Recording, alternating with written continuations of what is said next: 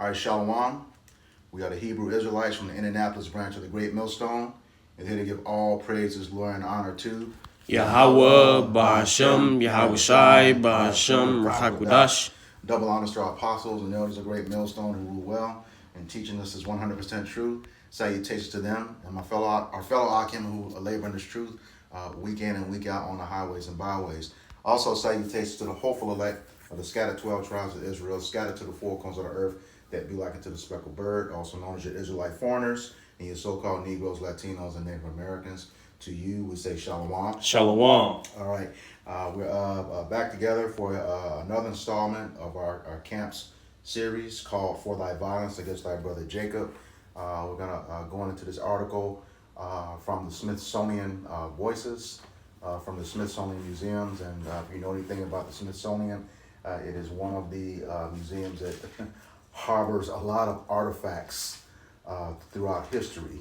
And if you saw the scene in Black Panther, a lot of those artifacts were, acquired through rape, murder, and robbery and pillaging. Acquired illegally. All right, that scene with Killmonger in the museum with the lady, and we have this article, and it's titled "How the Transatlantic Slave Trade Continues to Impact Modern Life," just written earlier this month, as you can see, November 7th, 2024. And we're not going to read the entire article. It's quite lengthy. We're just going to hit a few key points and include the link of the article in the description box of the video. All right. Now, like I said, it's how the transatlantic slave trade continues to impact modern life. And this article, follows on the heels of the scripture Obadiah 1 and 10, which is the theme of For Thy Violence Against Thy Brother Jacob series. All right? Somebody want to read that? It's the book of Obadiah, verse 10. It says, "For thy violence against thy brother Jacob, shame shall cover thee, and thou shalt be cut off forever." God, man, this is talking about Esau Edom, the so-called white man, who is the wicked, according to Malachi 1 and 4. All right, and his violence is, on Jake is just it's just ridiculous. The amount of stuff that he's done to Jake, over the years, especially since he's been in power. And even when he wasn't in power, he was helping the other nations to help destroy us. Okay, but it says, "For thy violence against us," again, that violence has been perpetual. He says, "Shame shall cover you," and how is that shame covering? Because everything he's done over in time, is being exposed now, and the whole world knows who the true devil is, who the culprit is. Led by the small hatters over in the state of Israel. Because they had a whole lot to do with the transatlantic slave trade. As a matter of fact, not only did they finance it, that they own the ships. Okay, and it says, and that shame is being discovered. That's why they want to censor everything right now. Yep. And just throughout history, as we're reading Obadiah, and I know we always stop at 10, but let's get verse 11. Because even throughout history, whether it been in the the original Babylonian kingdom, then you had even in the time of 70 AD, there were different pockets, those were big jumps, but there were different points in time in which Esau Edom has had a hand in the downfall and the pulling down of you so-called blacks, Hispanics, and Native Indians. Egypt. In Egypt. Egypt, like I said, Babylon, and even in the time of Judith. Yeah. So let's read the next verse. It says, "In the day that thou stoodest on the other side, and the day that the strangers carried away captive his forces, the foreigners entered into his gates and cast lots upon Jerusalem. Even thou was one of them." So you were even back then in those different time periods, and especially when you look at the Ark of Titus, around 70. We say 70 AD. We kind of started a little bit earlier, like 67. Yeah. Where you came in and you took Jerusalem by or Israel, you compassed about the land. And then you took siege. And of course, many, as we looked at, what's the book from Babylon to Timbuktu with Rudolph Winsler, the author, spoke about how it was estimated a million so-called black Jewish slaves, so Israelites, or it said slaves, but ran into Africa, during that same time period. So history shows in which you have had a hand in every part. And then we come into modern day with America, which is also Babylon, aka Babylon, where many of us have went into slave ships, which is speaking of in Deuteronomy. Right? Because even when it's speaking of in Obadiah, because Esau, he was responsible for pretty much burning up the temple. Yep. Because see, at that time the Babylonians, they would come to siege Jerusalem. But as the brothers are going into, it's always times in history where another nation will come and afflict the children of Israel, and in some way, somehow, Esau, Edom will be found in the cut. Yep. So like Obadiah going into, Esau, even though the Babylonians did the majority of the sieging of Babylon, Edom, they're responsible for burning down the temple, man. And like I said, he said thou was as one of them. You took much part in it. I had a quick precept. This is just to back up your point. This is the book of 1 Maccabees, chapter 2, verse 10. And it reads, "What nation hath not had a part in her kingdom and gotten of her spoils?" All right, so that's pretty much saying, everybody, the remaining 17 nations has had their hand on us, all right? They have had their hand on us, okay, and taken part of our spoils, just like he was saying. Even though the Babylonians, had us, he, definitely had a part in it. He helped them, by destroying our temple. All right. All right. You want to read more of that article? Yeah. Let me go ahead and get into the article now. Yeah. So just and finishing up on Obadiah 1 and 10, you're gonna be cut off forever. Based on everything you've done to us. Okay, let's get into the article. And it says, and the title is How the Transatlantic Slave Trade Continues to Impact Modern Life. A new Smithsonian book reckons with the enduring legacies of slavery and capitalism. All right. And it goes on, the history of slavery, its victims, and its impact might appear to be unconnected to the present. We tend to relegate slavery to a long ago past and consider it an unfortunate episode set in motion by people living at a time distant from our own. And I want to pause right here. They want to say it's a long time, but the a remnant of is feeling that. When I say the remnant, the elect, as well as the 2/3, but they're not going to come back to the truth. The remnant knows. He said it would be a sign and a wonder. For us. Can somebody grab the curse, Deuteronomy 28, verse 45 and 46? Bob Kashan? Yeah, this is the book of Deuteronomy, chapter 28, verses 45 and 46. It says, "Moreover, all these curses shall come upon thee, and shall pursue thee, and overtake thee, till thou be destroyed, because thou hearkenest not unto the voice of the Lord Yahweh thy power, to keep his commandments and his statutes and his to keep his commandments and his statutes which he commanded thee." So we throughout the history, throughout the time of getting a law, have constantly failed as a nation in keeping a law. All right, and when this law was written in stone to Moses, it said if you don't keep them, you're going to be punished for it. All these curses, and that's from verse 15. All the way down to verse 68, all right, which we'll get into as well. But what we want to notice here, there's a colon at the end of verse 45, and this substantiated. Go ahead, verse 46. Verse 46, it says, "And they shall be upon thee for a sign and for a wonder, and upon thy seed forever." So we, all the descendants would feel the impact, regardless of how long ago it was. Okay. we will see the things that's going to be happening to us. And you have a lot of, Jake, like I said, it'd be a sign and a wonder. The sign is where the elect, it sees exactly what is happening. But the wonder is those who don't want to believe the truth. Why is this happening to us? Why can't we get out of this? Well, the prophets will give you the answer. Okay? How do you have the answers to the test and still flunk it? That's on you. All right?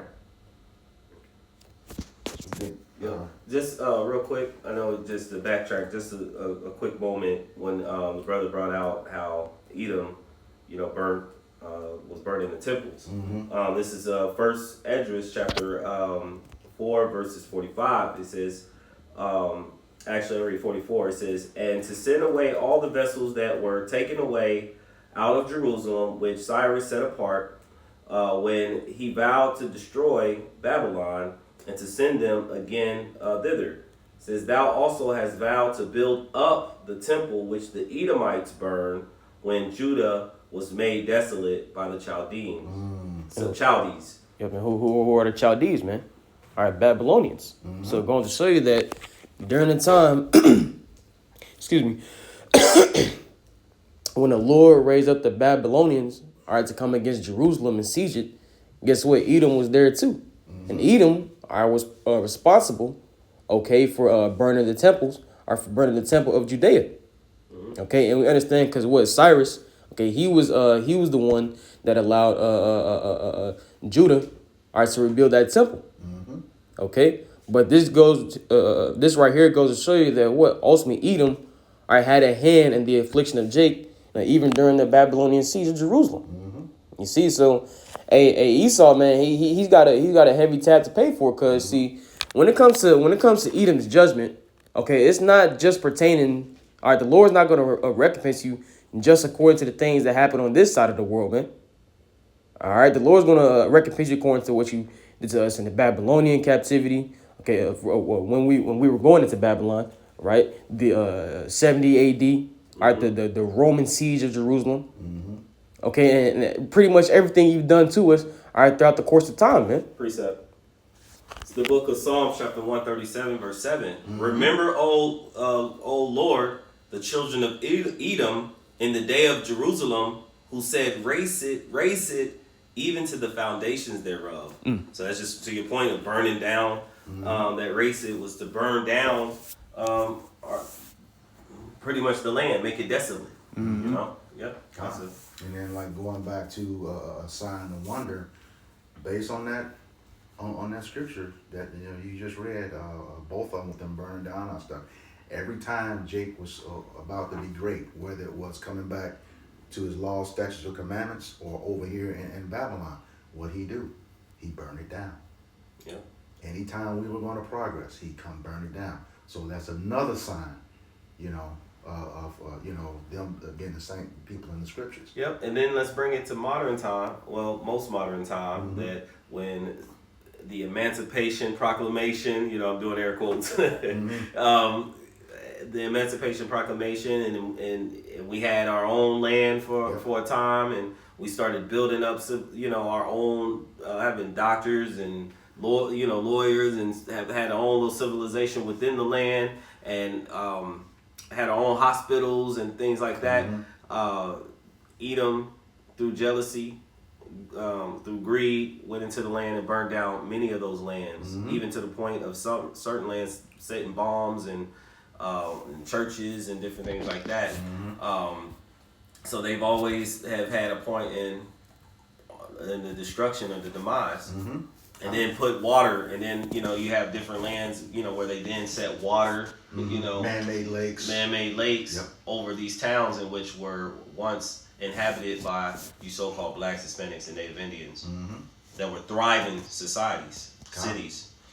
And you got to remember too, a lot of those were established after the 40 acres and a mule was rejected. Mm-hmm. Okay.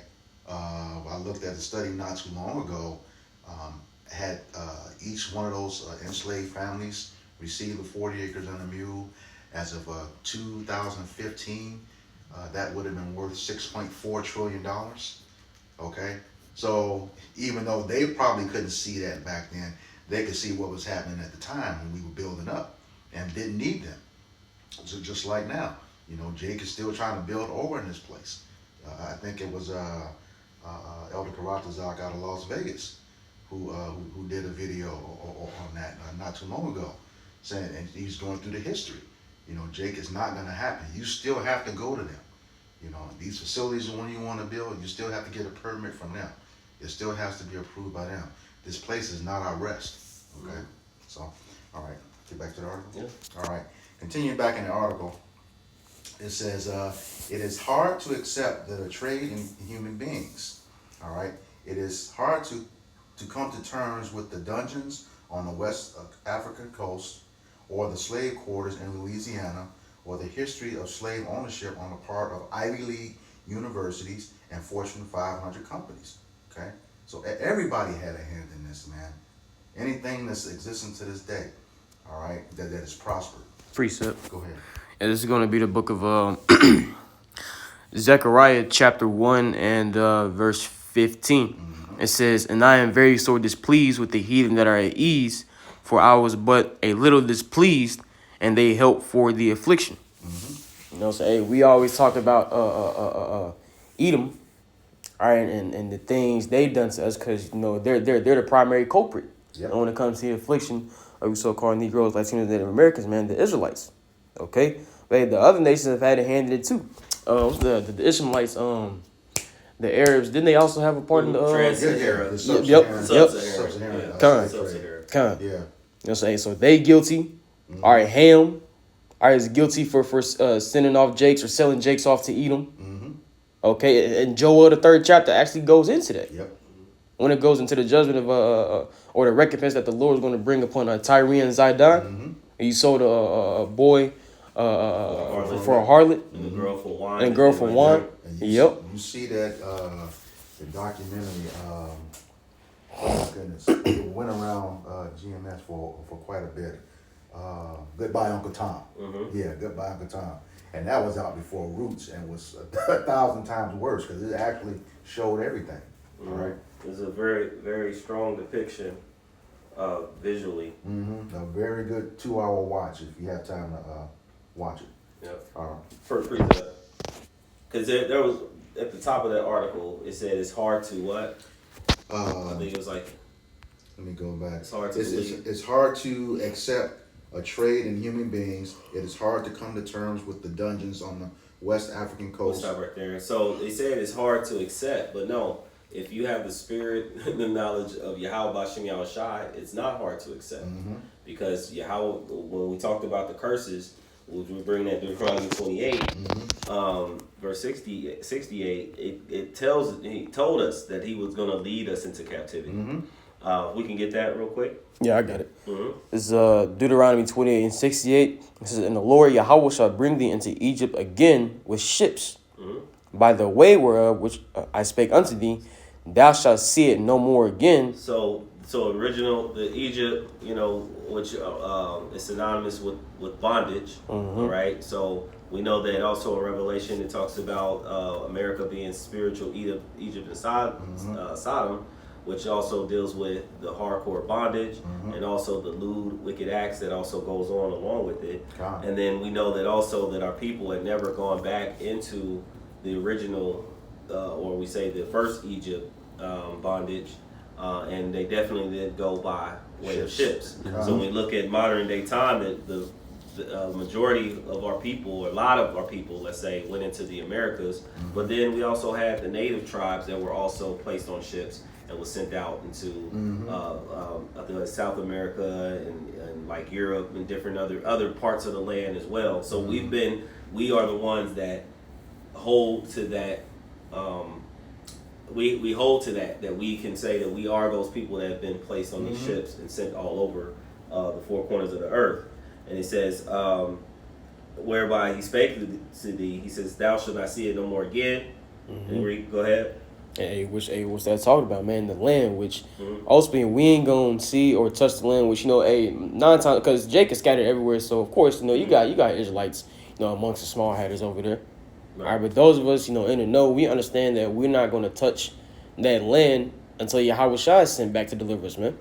Okay, and furthermore, a Revelation, the 11th chapter, speaks about a spiritual Egypt.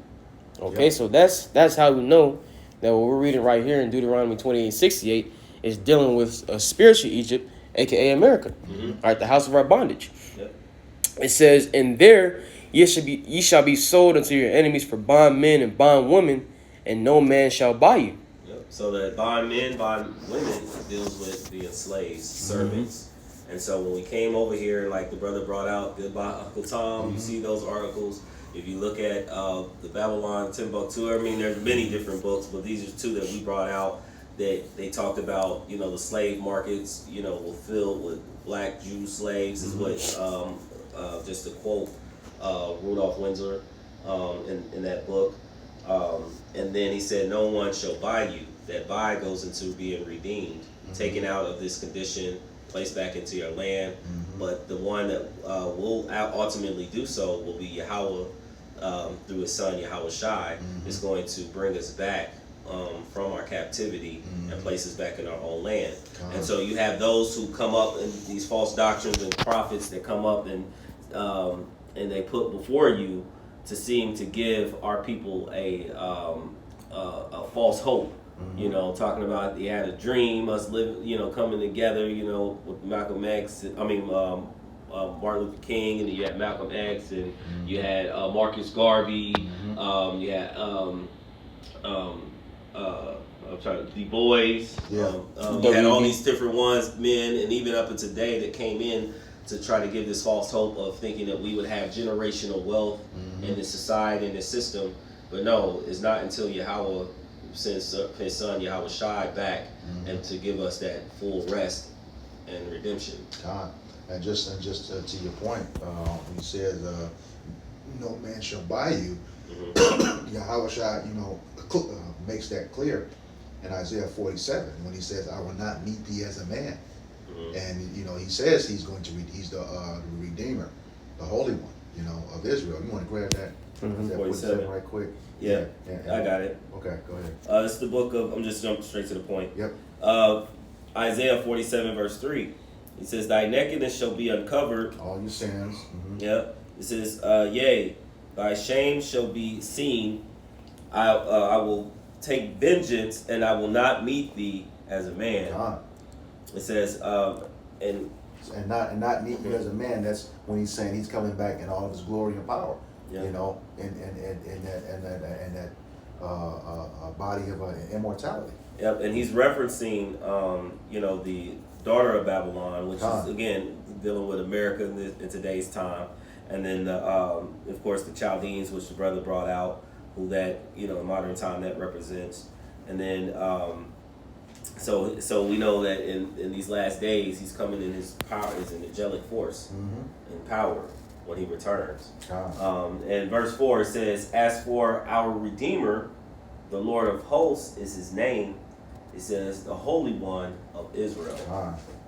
So yeah, that's what he said. And you know, just going back to your point too about the transatlantic slave trade in that same movie, Goodbye Uncle Tom, you saw Gad on that ship. You know, they were actually on that ship. So yeah, they were picking us up, moving us all around the time that the Native Americans were also reclassified as Negro too. You know, I forget the Jewish guy's name who did it, but yeah.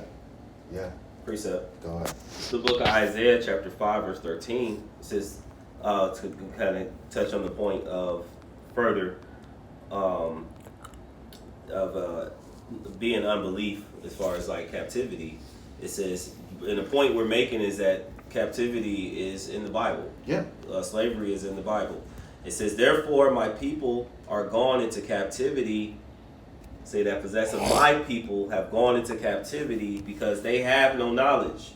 So his people, you know, the so-called blacks, Hispanics, and Native Indians went into slavery, right?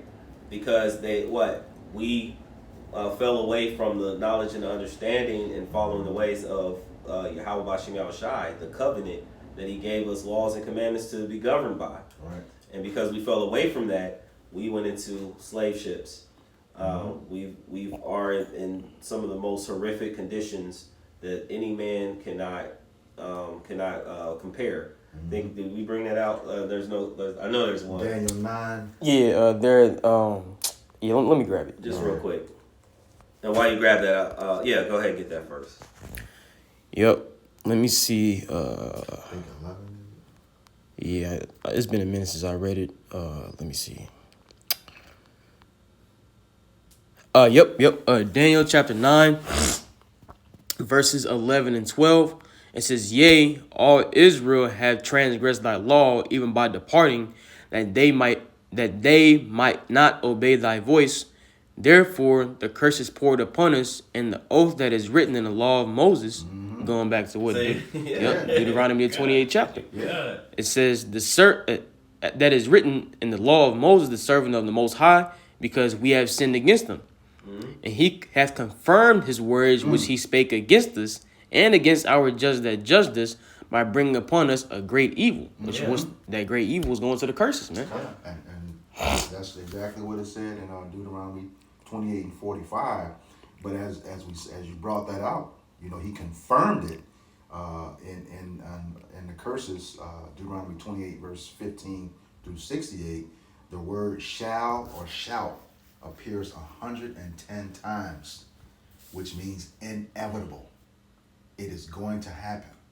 All right. So that he confirmed it, just like he read in Daniel chapter 9 verse 11 and 12.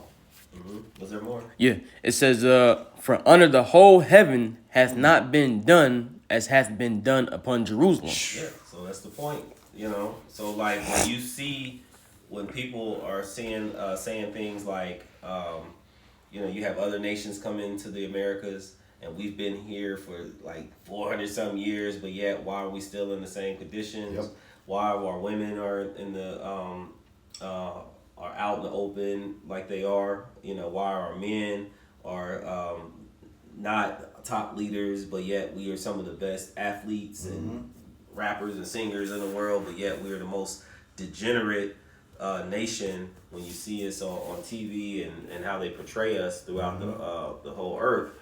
It's because we are under these conditions, these curses. Yep. Let me finish this off. This is the book of Isaiah chapter 5 verse 13. I'm going to read it again. "Therefore my people are gone into captivity because they have no knowledge, and their honorable men are famished." Going back to the point. Yep. It says, "And their multitude dried up with thirst," because we don't have the law. We don't have the understanding. Well, now the elect have the understanding. But the 2/3 of our people, there was a time where we were in that darkness, that dark state. And the Lord has brought it back to us, because there's a scripture, someone can get that in the land of our captivity. We'll call it to mind. Oh, Baruch. Yes. This is the book of Baruch, chapter 2. Starting advertisements. That's good, bro. Yeah, I got it. Chapter 2, starting at verse 29. And it reads, "If ye will not hear my voice, surely this very great multitude shall be turned into a small number among the nations." So we've been scattered among the nations. That's what it said. I was Right. scattered where I was scattered them. Yeah, go ahead. Okay. Yeah. It says, if ye will not hear my voice, surely this very great multitude shall be turned into a small number among the nations where I will scatter them. Verse 30, "For I knew that they would not hear me, because it is a stiff-necked people. But in the land The of their..." stiff neck goes into stubborn. You're rebellious. Stubborn. When you're not listening to the laws of the Lord, you are rebellious and you're stubborn. So then you now go into these punishments. Go ahead. It says, "But in the land of their captivities, they shall remember themselves." And now he has a very small remnant to have come back and remember themselves, to come back to Yahweh Shem Yahushai. So that's only by the grace and mercy that we can accept the conditions that we live in. You have people who actually have people die or get sick or learn of these conditions, and they want to blame the Most High. They want to have some type of indignation or be upset about the Most High, like because they didn't get their election, the member that they voted for. You know, that one chick, you know, who was like, you know, blaspheming the Lord, you know, saying hate, you know, being hatred toward the Heavenly Father and His Son, because she didn't get her choice of pick, you know, in this election. But there are many things that are going on that our people are despising and showing it through their actions, whether it be committing adultery, bearing false witness, stealing, you know, scamming one another, all together, you know. And because of that reason, we're, you know, the people get picked apart by the enemy, you know. Yeah, I want to add too. This is also a cut to the small hatters that's in the land right now. You know, it said in the land of their captivity. You're not in captivity right now. You're actually in the land, and that's a small portion of it. You know, you have the slither according to Joshua 13 through 22, but you don't have the whole land as was promised to Abraham in Genesis, I believe it was 15 and 18. That's from the great river of the Nile, the great river of Egypt, which is the Nile, all the way over to the Euphrates. You know, and that's why you're battling all those folks over there now, because you're trying to fulfill prophecy and getting that land as well, but you're not going to get it. And he says, you know, they're gonna remember themselves. You know. Yeah, well, it's something. You always say they know their history. Yeah, it's something because the scriptures say that a bastard shall dwell in Ashdod. Shall dwell in Ashdod, and I just pulled up Ashdod, and it says Ashdod is a modern city in Israel that was established in 1956, incorporated by the city in 19.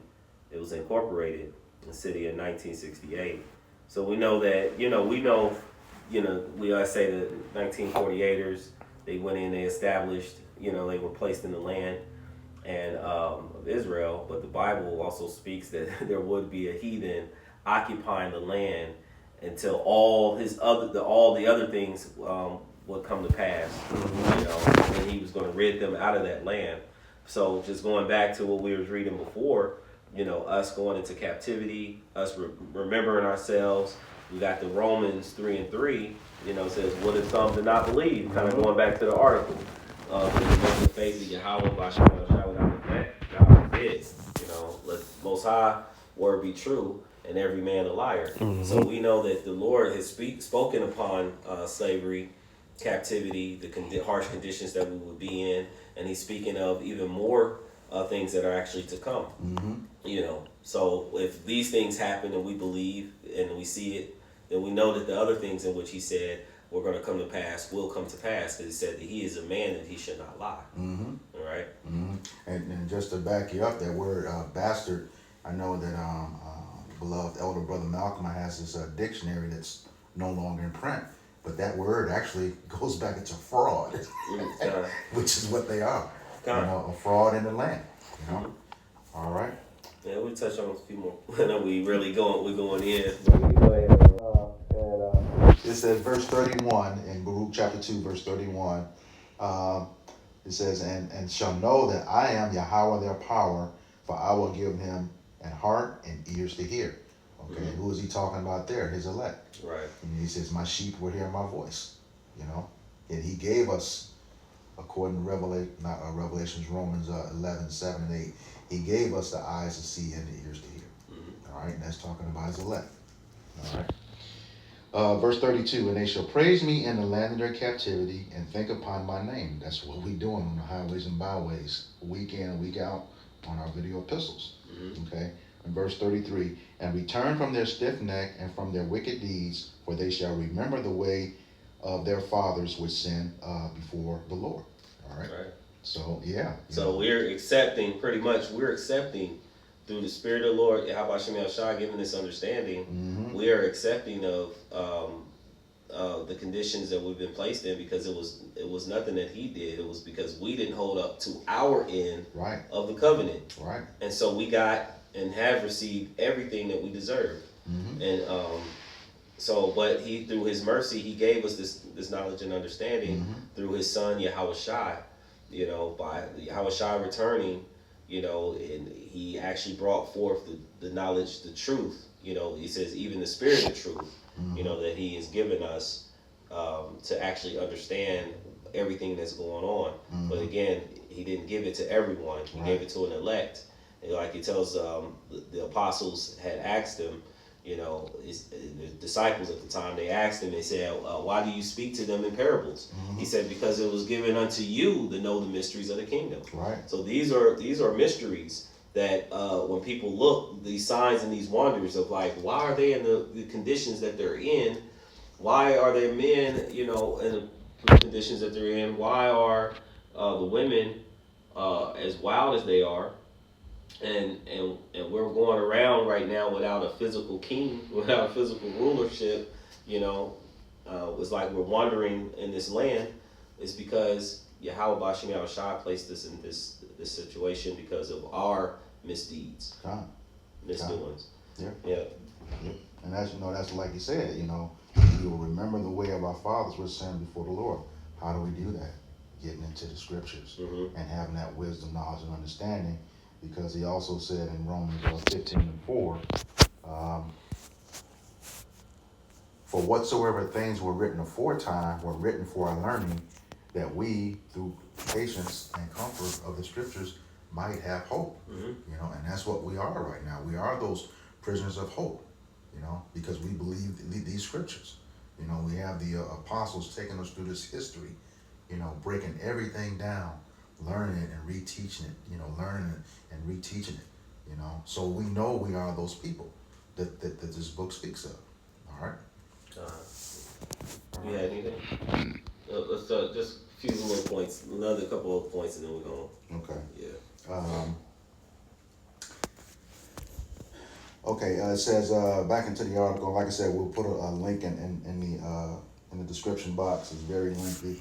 We do want to hit a point on one of the slave owners, Thomas Jefferson. It says, but we'll finish up this paragraph.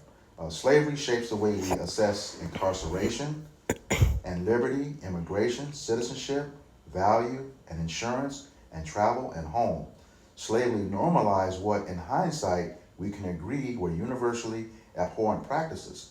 The story of slavery is powerfully at odds with logic, justice, and democracy, but lurking just beneath the surface of the institutions and experiences that shape contemporary life are the legacy of violence, racism, dispossession of the peculiar institution. There we find the origins of colonialism, extractive long-distance trade, and capitalism.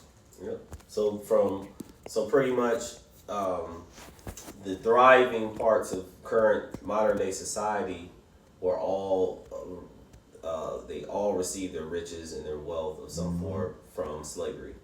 So when you go into Wall Street, you know, it said that the original auction blocks, you know, that the people were bidding for, you know, were the slaves. Precept. Go ahead. Yeah, this is going to be the book of Ecclesiasticus or Sirach, chapter 10 and verse 8. It says, because of unrighteous dealings, injuries, and riches got by deceit, the kingdom is translated from one people to another. Yep. You see, and the kingdom is getting ready to be translated from Esau to Jacob. All right, 2 Ezra 6 chapter tells us what? That for Esau is the end of the world, and Jacob is the beginning of it that followeth. And that word world is going into a time period or age or rulership. You see? So, hey, man, we're at the end of Esau's world, the end of Esau's rulership right now. All right, as we speak, man. All right, guess what, man? Jacob, all right, which ultimately is Yahweh Shai's kingdom that's about to be established upon earth. But what? Yahweh Shai, he comes from the seed of Jacob. All right, as he's an Israelite from the tribe of Judah, all right, according to Hebrews 7:14. See, so, hey, Yahweh Shai's kingdom is getting ready to be established upon earth, man, after Esau's kingdom goes out, man. And this is the judgment that's coming upon Esau for everything he's done unto us, man, and all the wickedness he has exercised in the earth. Yep. And it goes back to your point, like you said, because I know we don't want to lose the fact that, you know, though Yahweh Bashim Yahushua scattered us, you know, the point that you made earlier, he said they held forward the affliction. They weren't, none of these nations didn't see our conditions and decided, hey, let's help them. Let's figure out a way to get them up. They understood as long as they are down, we're up. and so they push forward, and keeping them down. So then, of course, you have the banking system. You have, and through the banking system, there's certain loans and housing, redlining. When you had certain where the interest rates were very much higher for you so-called blacks, Hispanics, and Native Indians, where it would be different for the other nations. Getting business, establishing businesses within the community, like you had mentioned, different not patents, but different what do you call it, to get land. To occupy different land or own a business, I guess you have to get a certain type of permits to receive certain permits. And then, since I mentioned patents, you had the patent office where, so-called blacks, Hispanics and Native Indians were very creative in different ideas, which were pretty much taken and stolen from them when you trusted in the patent office, and they then later took it. And then you got the music, whereas a lot of them come in. Music, actually, let's just say the entertainment industry as a whole, whether it be sports or music, you come in with this talent and you're getting crumbs based off of comparable to, and the Bible talks about the crumbs, but comparable to what the owners are receiving, billions, and yet you're paying $1 million contract here, a couple $1 million contracts here, and yet this particular entertainer, let's say like a LeBron James or Michael Jordan, are stacking seats in the house. They're bringing in the money, but they're getting the least compared, to it. Like pennies on every dollar. And they get exploited by that because it's like, you either take this or we'll find somebody else that we can set up and build up to receive it. So then Jake is going to take anything that they can receive to get out of the condition, to run from the condition, the curses in which we're under. Yeah. I just want to bank on what he said about Jacob. Esau's the end of the world, and Jacob is the beginning and follow it. And the Lord said that in Isaiah 63, He would return to a world ruled by Edom. And this is just me as a man speaking. That's why I believe that centered where we are in prophecy and all that's left to happen, that's probably why it was set up for Trump to win it, because when you look at this lady he was running against, we know through the studies that her lineage goes back to an Edomite, but it was so much ambiguity with her identity. But now we know for certain with this guy, he is an Edomite, and it's going to lead back to him. Because you know what, even speaking upon that, I believe this article came back when Trump was still in office. Like pretty much a lot of ways, like a lot of forms of execution they was trying to bring back. I think that article even came back while he was still in office, back towards maybe the end. It was maybe going towards the end of 2020, but on there you had the firing squad, I believe, the gas chambers, guillotine, so on and so forth. So, while Jake, because look, whether you voted for DJ Trump or Kamala the Ugandan warrior, are you still guilty of trusting the men? And neither one of them are for your cause. It's especially this Trump fella. Right, he's getting ready to show you what he's about, man. So but to your point, and also like I know you said, thinking as a man, regardless whether it would have been Trump or Kamala, Yahweh Shem Shai, everything is going to be played out. The prophecies stand, His counsel stands, above all things. So whoever would have been, we've still been looking for the major prophecies to come, which would be the MOTB. You have Third World War. You have then you have the famines and the word of the Lord.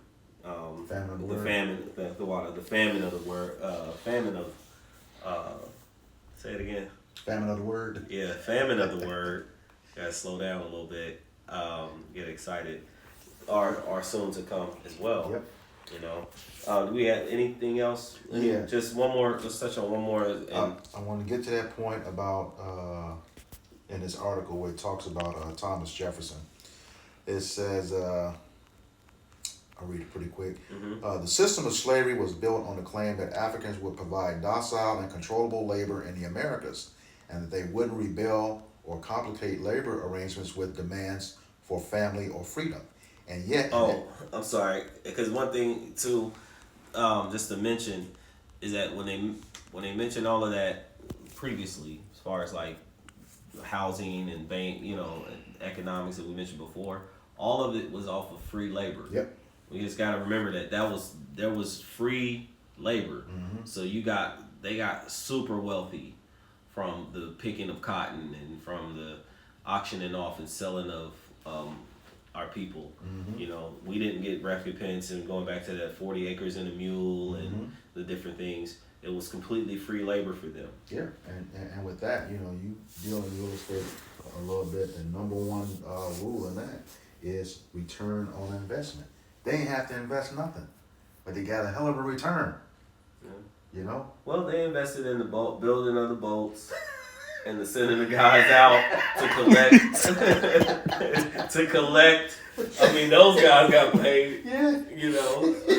Well, who they ultimately did, got paid? But then going back to the insurance, because they insured the stock in which they've got, and they would throw us overboard. So let's think about that too. We would get thrown overboard because the article talked about the sharks. We would be thrown overboard, and they would have a tally as far as the amount of stock, and they would get insurance based off of us being tossed overboard, putting a ball of chain on the legs and chaining up several slaves and throwing it over the ship and pulling us all down, our people down into the water. Y'all got to pay for that too. Yep, and it was based on the value of the dollar that day. So if it increased, once again, so everything that they, like you said, invested in, it was literally nothing.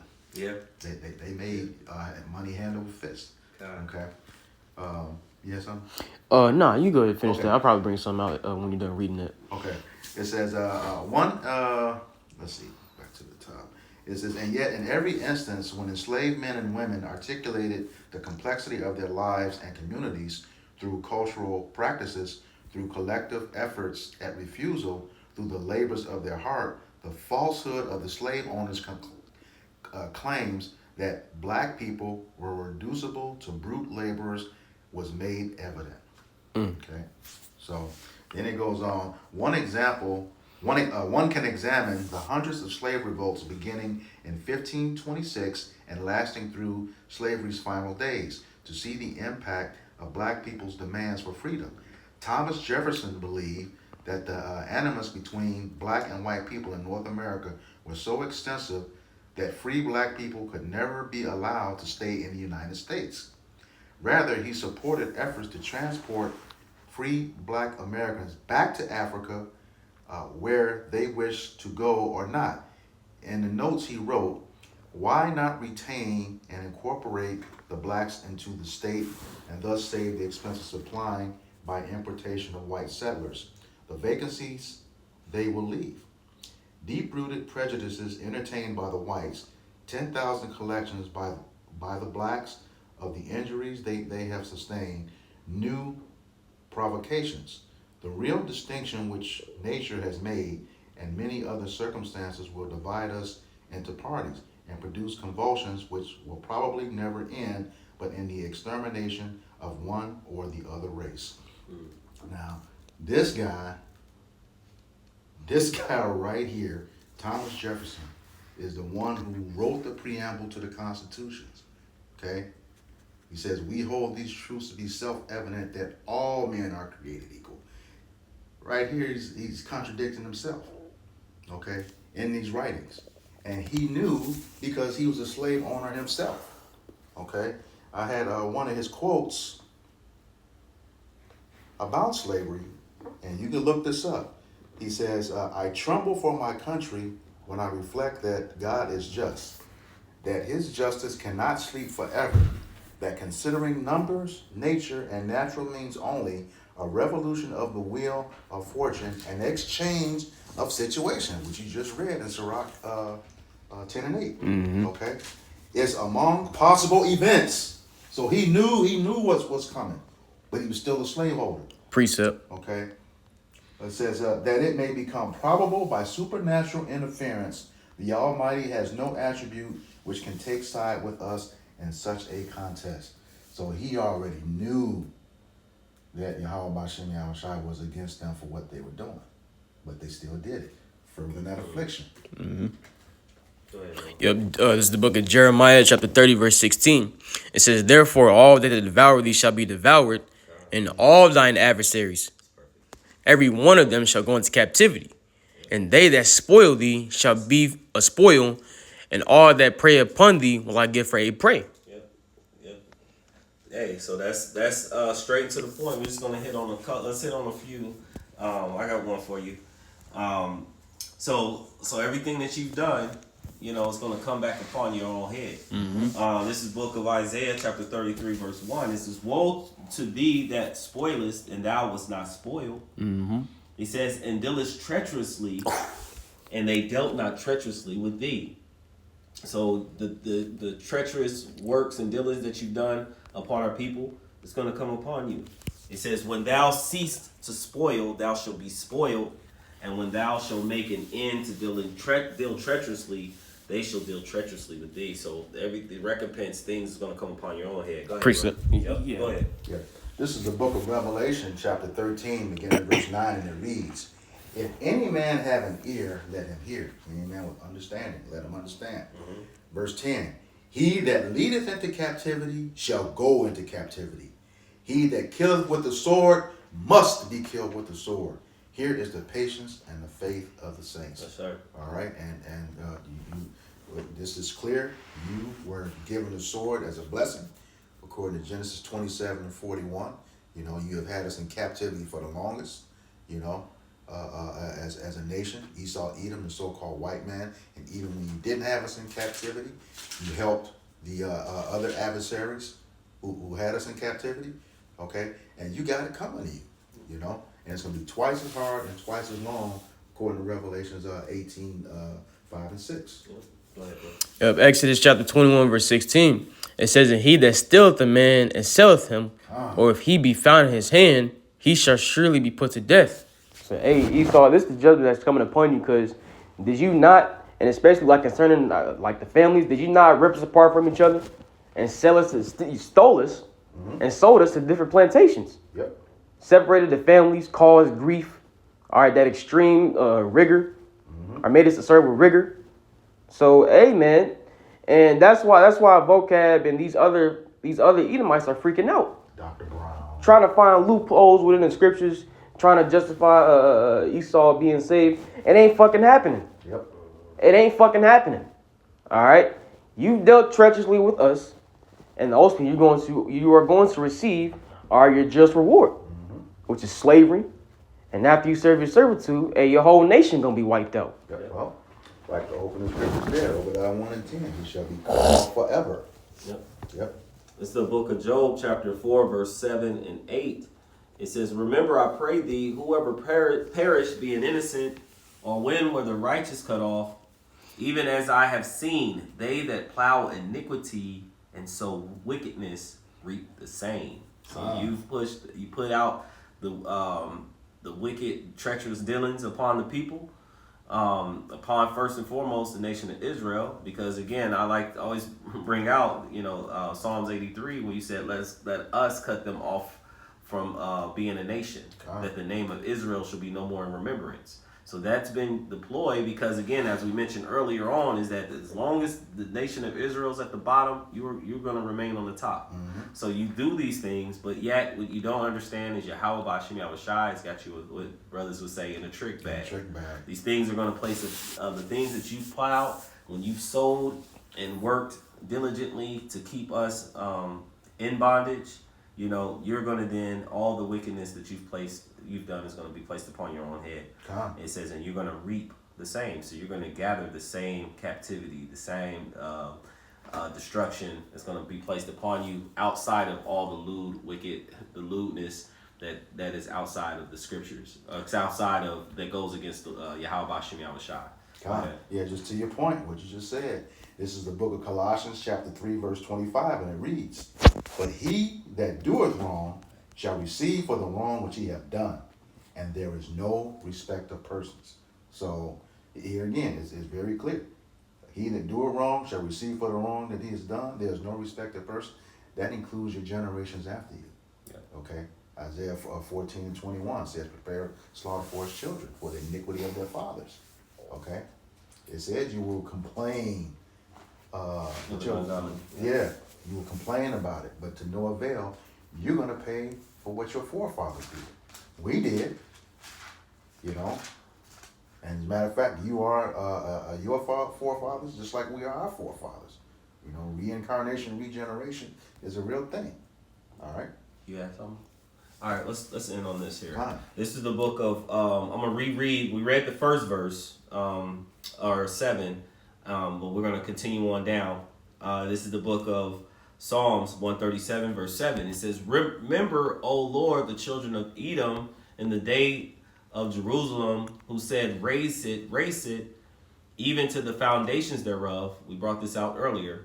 Verse 8, O daughter of Babylon, who art to be destroyed, happy shall he be that reward thee as thou hast served us. So Yahweh Shai is going to be happy to bring destruction upon you as you have done to his people. Right? It says, and not to mention those that pricked him, they're going to have to receive that as well. Those who put their hands upon him. Revelation 1:7. Yep. It says, happy shall he be that take and dasheth thy little ones against the stone, because we do know that many of our people, women bellies were cut out, and they were hung up, and babies were fed to dogs and Alligators. even alligators, bait, and then also physically dashed onto stone. So with that, we hope that this lesson was edifying into the body. Before we end, we'd like to give all praise, honor, and glory to Yahweh, Ba'ashem, Yahweh Shai, Ba'ashem, Rakakwadash. Double honors to the apostles and elders of Great Millstone. Peace and salutations to the hopeful elect scattered throughout the four corners of the globe. And to all those listening and learning, to you, we say Shalom. Shalom.